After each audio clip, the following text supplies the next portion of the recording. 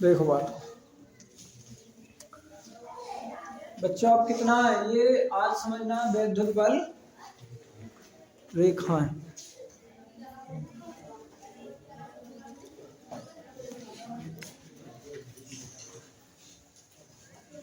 वैद्युत बल रेखा, तो इनके लिए समझना। हाँ, वो बल रेखा और क्षेत्र रेखाओं में कोई अंतर नहीं है, वो एक ही बात है। किताब में कभी वैद्युत बल रेखा मिल जाएगा, वैद्युत क्षेत्र रेखा। तो ये चुंबकीय बल रेखाएं और ये सेम ही होती है। चुंबकीय बल रेखाएं भी आएंगी फिजिक्स में आगे जाकर, और ये वैद्युत बल रेखाएं। बस अंतर इतना, वहां चुंबक होगी, यहाँ आवेश है। क्या है यहाँ? तो यहाँ पर तुम आवेश मान लेते हैं हम, तो आवेश का पॉजिटिव सिरा एक ही मान लेते हैं।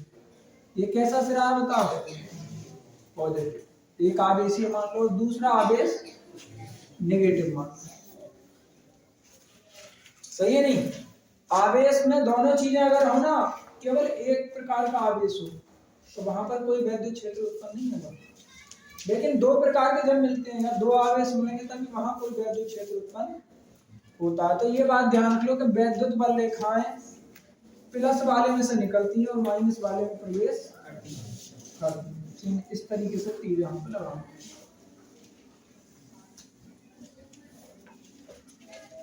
फिर धीरे धीरे इस तरीके से वो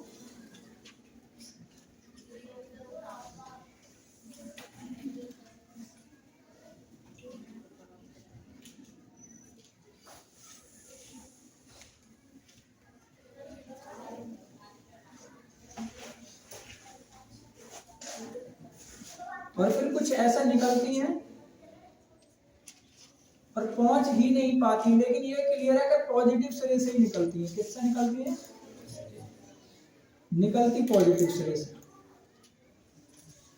मतलब वैद्युत बल रेखाएं पॉजिटिव सिरे से निकलती हैं और नेगेटिव सिरे में प्रवेश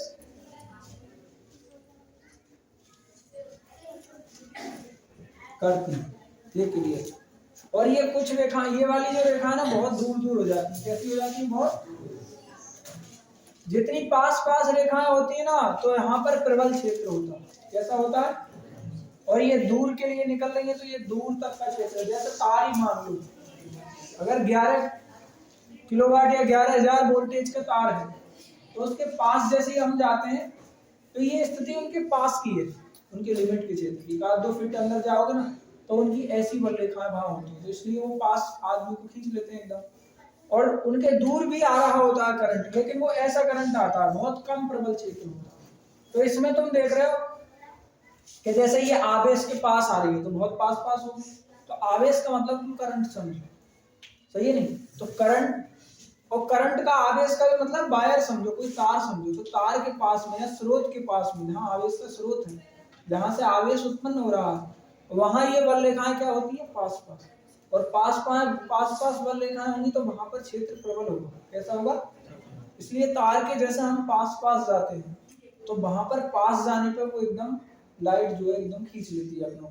और जैसे दूर हो जाते हैं तो वो दूर भी आता है, थोड़ा थोड़ा करंट दूर भी आता है, लेकिन वो अपनों को खींच नहीं पाता। और जितनी दूर होते जाएंगे तो उतनी हम उसके प्रभाव से दूर होते चले जाएंगे। बात समझ रहे नहीं? अब इसमें उसने गुण पूछे, तो यहाँ पर देखो चित्र बना हुआ है। चित्र में ऐसे कभी एक दूसरे को ये काट सकती नहीं, काट सकती, क्योंकि जैसे जैसे दूर होती जा रही है वैसे जैसे ये इनकी बीच की दूरी बढ़ती जा रही है। ठीक है। दूसरी बात, दो एक समांतर नहीं हो सकती कभी, क्योंकि यहाँ से निकल कर गोलाई दे रही है, गोल होती जा रही है, तो समांतर नहीं हो सकती।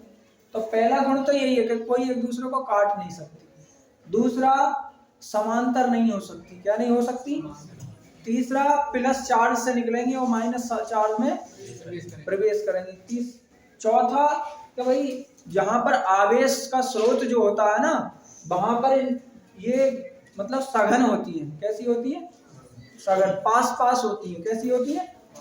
और आवेश से दूर कितनी होती है? जैसे जैसे आवेश से दूरी बढ़ती जाती है, इनके बीच की दूरी भी बढ़ती जाती है। ये इनका 5वां गुण हो गया। इसके बाद जैसे जैसे, हाँ, एक दूसरे की कभी लंबवत नहीं हो सकती। क्या नहीं हो सकती?